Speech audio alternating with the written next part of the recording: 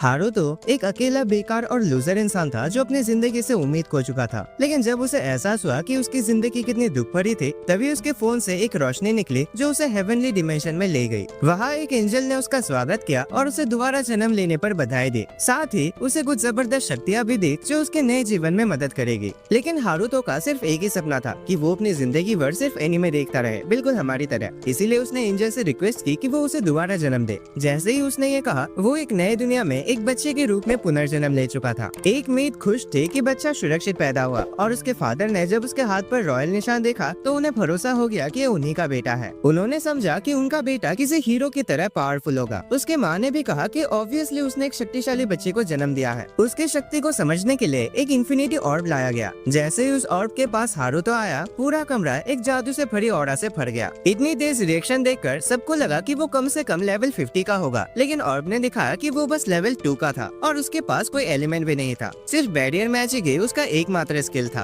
राजा हैरान था कि ऐसा बच्चा कैसे पैदा हो गया जिसमें कोई शक्ति नहीं है। उसने सोचा कि शायद कुछ गड़बड़ हुई है और फैसला लिया गया कि सबको कह दिया जाए कि वो बच्चा जन्म के समय ही मर गया और यहाँ हारुतो को जंगल में छोड़ देने का आदेश दिया गया। उसी समय एंजल को याद आया कि उसने गलती से हारुतो को इतना ओवरपावर्ड बना दिया था कि इस दुनिया के डिवाइसेस उसके असली शक्ति को नाप ही नहीं सकते। इनके इंस्ट्रूमेंट सिर्फ 100 लेवल तक ही नाप सकते थे, जबकि उसने हारुतो का लेवल 1200 तक सेट कर दिया था और गलती से उसको कोई एलिमेंट भी नहीं दिया। हारुतो खुद को एक जंगल में अकेला पाता है और कुछ कर भी नहीं सकता क्योंकि वो सिर्फ एक बच्चा है। उसे याद आता है कि लोगों ने कहा था कि वो बैरियर मैजिक का यूज कर सकता है, इसीलिए वो इसे ट्राई करने का फैसला करता है। वो अपने मन में एक क्यूब इमेजिन करता है और उसे बनाने में सफल हो जाता है। उसे कंट्रोल करना काफी आसान लगता है, यहाँ तक कि वो उसका साइज और शेप आसानी से बदल सकता है। फिर वो इस क्यूब का इस्तेमाल खुद पर करता है और इससे हवा में उड़ने लगता है। तभी अचानक एक बड़ा सा भेड़िया सामने आ जाता है। हारू घबरा जाता है, लेकिन उसका बैरियर उसे बचा लेता है। हारू तो कुछ पेड़ों को अपने बैरियर के थ्रू उठाता है और उन्हें भेड़िए पर फेंकता है। भेड़िया फिर भी उठकर खड़ा हो जाता है, इसीलिए हारू और भी बड़ा अटैक करता है। जमीन का एक बड़ा टुकड़ा ही उखाड़ लेता है। तभी भेड़िया चिल्लाता है और हारू को समझ आता है कि भेड़िया बोल सकता है। भेड़िया उसकी ताकत देखकर हैरान हो जाता है, सोचता है कि हारू नॉर्मल इंसान नहीं हो सकता। हारू बात करने की कोशिश करता है, लेकिन उसकी बातें साफ नहीं होती, इसीलिए वो एक आइडिया सोचता है। वो एक बैरियर बनाता है जो उसके विचारों को आवाज में बदल देता है और ऐसे अब वो नॉर्मल तरीके से बोल सकता है। भेड़िया उससे पूछता है कि वो कौन है। हारू अपना इंट्रोडक्शन देता है और बताता है कि उसे उसके लो मानव लेवल के कारण छोड़ दिया गया है। लेकिन भेड़िया इस बात पर यकीन नहीं करता क्योंकि उसे हारू के अंदर एक जबरदस्त पावर महसूस होती है। वो सोचता है कि हारू शायद डीमन किंग का पुनर्जन्म है। हारू इस बात में साथ देता है और भेड़िया तुरंत उसकी बात मान लेता है। भेड़िया सरेंडर करता है और कहता है कि हारू उसे खत्म कर दे, लेकिन हारू तो कहता है कि अगर वो दोबारा उस पर अटैक नहीं करेंगे तो ऐसा करने की जरूरत नहीं है। भेड़िया उसके दया से इम्प्रेस हो जाता है और वो अपने नाम फ्लेम फेनर की कसम खाता है कि वो कभी उसका विरोध नहीं करेगा।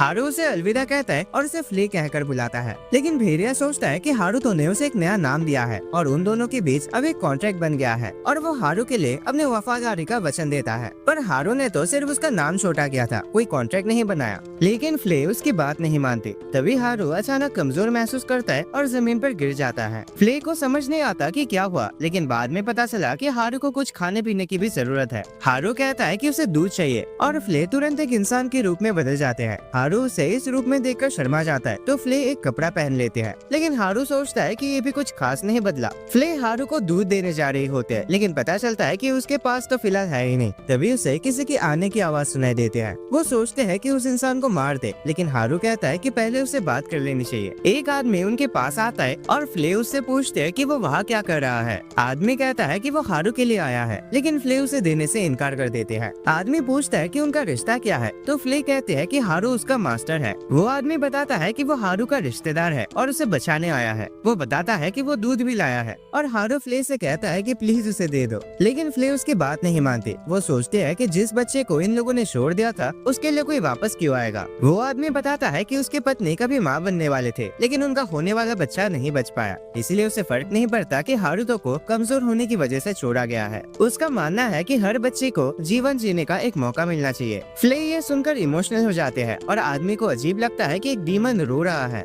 दोनों के बीच एक समझौता होता है और वो आदमी फ्ले को भी अपने साथ ले जाने का फैसला करता है ताकि वो हारू के साथ रह सके। 9 साल बाद हारू अपने नए परिवार के साथ बड़ा हो चुका है। पहले उसका प्लान था कि जैसे ही उसकी खाने पीने की जरूरतें खत्म होगी वो वहाँ से चला जाएगा, लेकिन वो परिवार इतना अच्छा था कि वो वहीं रुक गया। अब उसे बस एक ही दिक्कत है, उसकी बहन चार्लोट उसे बिल्कुल पसंद नहीं करती। फ्ले उनके घर की मेड के रूप में काम करते हैं और चार्लोट को फ्ले पसंद है, इसीलिए वो उसे खेलने के लिए कहते हैं। फ्ले कहते हैं कि उसका काम हारू का ध्यान रखना है, लेकिन हारू उसे खेलने का आदेश देता है, तो वो बाहर जाते हैं और चार्लोट उसके पीछे भागते हैं। हारू उन्हें अंदर से देखता है और उसकी माँ उससे कहते हैं कि इस बात को दिल पर मत लो। चार्लोट उस उम्र में है जहाँ उसे लड़कों के साथ कैसे बिहेव करना है समझ नहीं आता। हारू चिंता करता है कि कहीं चार्लोट को उसकी असली उम्र जो लगभग 30 साल है उसका एहसास तो नहीं हो गया, इसीलिए वो उसे अजीब लगता है। उसकी माँ कहते हैं कि उसे कुछ खास करना चाहिए जिससे वो जिम्मेदार लगे, शायद इससे चार्लोट का नजरिया बदल जाए। लेकिन हारू सोचता है कि वो बच्चों को समझने में अच्छा नहीं है। वो ये भी कहते हैं कि घर के वारिस होने के नाते उसे घर के बाहर निकलना चाहिए, हमेशा अपने कमरे में रहने की जगह। लेकिन हारू फिर से अपने कमरे में लौट आता है और सोचता है कि उसे यहाँ से निकल जाना चाहिए, वरना उसके माँ बाप उसे और ज्यादा उम्मीदें रखने लगेंगे। लेकिन वो ये भी जानता है कि अगर उसने फ्ले को साथ ले लिया तो चार्लोट उससे और भी ज्यादा नफरत करेगी और फ्ले कभी भी पीछे रहना नहीं चाहेगी। अब हम देखते हैं कि हारू ने बैरियर मैजिक का यूज करके अपना एक क्लोन बनाया है ताकि एक दिन उसकी जगह उसे छोड़ सके, लेकिन अब तक ना तो वो मूव कर सका और ना ही बोल सका। तभी उसके फादर उसके कमरे का दरवाजा नॉक करता है और उसे बाहर ले जाता है, जहाँ वो उसे तलवार चलाना सिखाना चाहता है। हारू को इसमें कोई इंटरेस्ट नहीं होता, लेकिन उसके फादर कहता है कि जब उसका माना लेवल इतना लो है तो उसे दूसरे स्किल्स भी सीखने चाहिए। हारू सिर्फ आराम करना चाहता है, लेकिन उसके फादर के कहने पर वो ट्राई करता है। हारू जानता है कि उसका फादर एक एक्सपीरियंस्ड वॉरियर है, इसीलिए वो अपने आप को प्रोटेक्ट करने के लिए बैरियर कास्ट करता है और उन पर हमला करता है, जिससे उनके तलवार टूट जाते हैं। उसके फादर यकीन नहीं कर पा रहे थे कि हारू इतना पावरफुल कैसे हो गया और खुद हारू भी हैरान था। हमें पता चलता है कि उसने अपने शक्ति चेक करने के लिए एक और भी पावरफुल क्रिस्टल बॉल का यूज किया, सोच कर कि शायद उसका लेवल 100 के आसपास हो, लेकिन फिर भी उसका लेवल 2 ही दिखाता रहा। अब वो ये सोचता है कि आखिर उसे एंजल ने कौन से पावर्स दिया है। उस रात हारू के फादर अपनी वाइफ को स्वॉर्ड ट्रेनिंग के मैच के बारे में बताते हैं, लेकिन वो परेशान है कि कहीं हारू एक डीमन तो नहीं है। उनकी पत्नी ये सुनकर शॉक जाते हैं। फादर बताते हैं कि कुछ पुराने किताबों के मुताबिक रॉयल फैमिली ने कभी डीमनों के साथ कॉन्ट्रैक्ट बनाए थे और उनमें से कुछ लोग ऐसे पैदा हुए जिनके अंदर डीमंस के पावर्स थे। वाइफ कहते हैं कि हारू तो एक नॉर्मल लड़का दिखता है, लेकिन दोनों सोचते हैं कि फ्ले जो एक डीमन है उसके प्रति इतना वफादार क्यों है। फिर भी फादर कहता है कि हारू उनका बेटा है और उसका जीवन खुशी से भरा होगा, लेकिन चार्लोट ये सुनकर हैरान होते हैं कि क्या उसका भाई सच में डीमन हो सकता है। हारू अपने कमरे में आराम कर रहा होता है, तभी बाहर हल्ला होते हैं। वो अपने बैरियर से देखने लगता है कि क्या हो रहा है और उसे कुछ घायल सैनिक दिखते हैं। हारू अपने फादर से पूछता है कि क्या हुआ, तो वो बताते हैं कि कुछ चोर उनके इलाके में हमला कर रहे हैं। उन्होंने चोरों का बेस ढूंढ लिया था, लेकिन वहाँ पर बहुत सारे ट्रैप्स थे। फादर सोचते हैं कि ये सीन हारू के लिए थोड़ा ज्यादा होगा, इसलिए वो उसे वापस जाने को कहते हैं। फ्ले इन सैनिकों को कमजोर कहते हैं कि ये लोग तो चोरों से ही हार गए, लेकिन हारू गुस्से में उससे कहता है कि अपना मुंह बंद रखो। हारू आगे बढ़ता है और अपने बैरियर मैजिक का यूज करके सभी घायल सैनिकों को तुरंत ठीक कर देता है। सब हैरान रह जाता है। हारू के फादर भी सोच में पड़ जाते हैं कि आखिर क्या हो रहा है। रात को हारू उठता है और देखता है कि फ्ले उसके कमरे के बाहर खड़ी है। वो कुछ नहीं कह रही होती, तो हारू को याद आता है कि उसने उसे चुप रहने को कहा था। हारू से माफी मांगता है और फिर उसे बोलने की परमिशन दे देता है। दोनों बाहर जाते हैं और हारू अपने बैरियर मैजिक का यूज करके चोरों की तलाश करता है जिन्होंने उसके फादर पर हमला किया था। वो तुरंत उनका लोकेशन चेक कर लेता है और उड़ान भरकर उनकी तरफ चला जाता है, लेकिन तभी चार्लोट उन दोनों को चुपके से देख रहे होते हैं। दूसरी तरफ चोर अपने जीत का जश्न मना रहे होते हैं और उनका बॉस अपने प्लान को लेकर बात कर रहा होता है। उनका प्लान यह है कि वो अपने देश वापस लौट जाए। तभी हारू वहाँ आ जाता है और तुरंत अपने बैरियर से सभी को रोक देता है। एक आदमी कुछ बोलने की कोशिश करता है, लेकिन हारू उसे तुरंत उड़ा देता है। उनका बॉस सब कुछ एक्सेप्ट करता है। वो बताता है कि वो सभी फरोज के एम्पायर के सैनिक है और उनका मिशन था इस किंगडम में तबाही मचाना। वो ये भी बताता है कि उनके पास अंदर से किसी का सपोर्ट था। हारू सोचता है कि कहीं कोई उसके फादर की जान के पीछे तो नहीं है, लेकिन सैनिक इससे ज्यादा कुछ नहीं जानते। वो अपनी जान बचाने की भीख मांगते हैं, लेकिन हारू कहता है कि उन्होंने उसके फादर पर हमला करके बड़ी गलती की है। फ्ले फिर उनका पूरा बेस जला देते हैं। हारू एक अजीब से लेटर के जरिए अपने फादर को सब बताता है जो उसने पता किया है। फादर ये सुनकर हैरान होता है कि इसमें एक पूरा एम्पायर शामिल है। चार्लोट सोचते हैं कि ये काम किसी पावरफुल इंसान का ही हो सकता है और वो अंदाजा लगाता है कि ये फ्ले का ही काम है। चार्लोट अचानक से उठती है और कहते हैं कि उसे कहीं जाना है।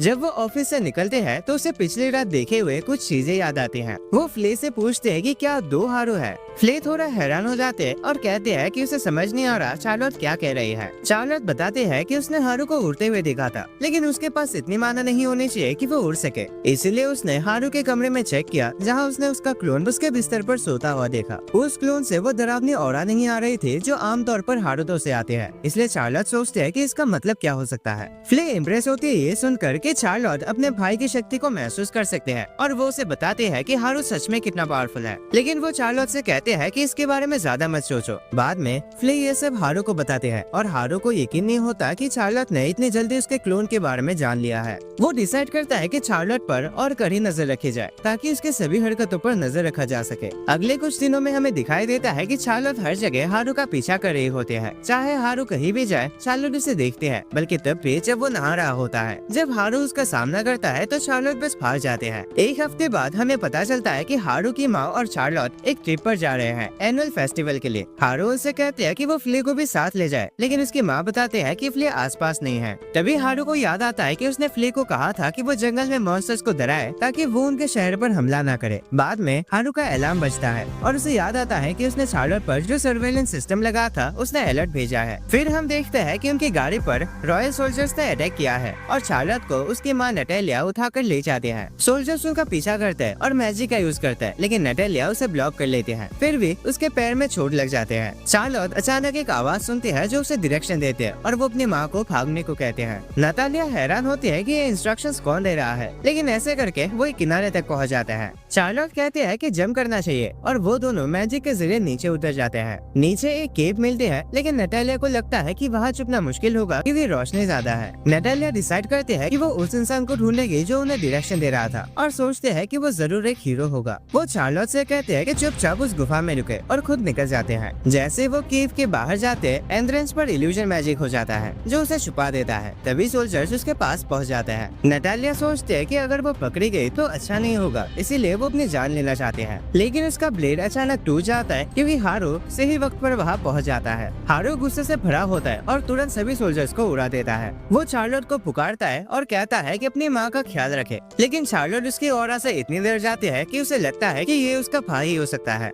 वो हिम्मत करके हारू के सामने आ जाते हैं। हारू हैरान होता है उसे अपना नाम लेते सुनकर। चार्लोट उससे पूछते है कि क्या वो न्याय का हीरो है। हारू थोड़ा कंफ्यूज होता है, लेकिन एक्टिंग करता है और हाँ कहता है। चार्लोट एक्साइटेड हो जाते हैं ये सोच कर कि हारू अपनी शक्ति का इस्तेमाल बुराई से लड़ने के लिए करता है। वो उससे माफी मांगते हैं कि उसे पहले उसकी असली पहचान का पता नहीं चला, लेकिन हारू कहता है कि उसे ये बात सीक्रेट रखनी होगी। रात को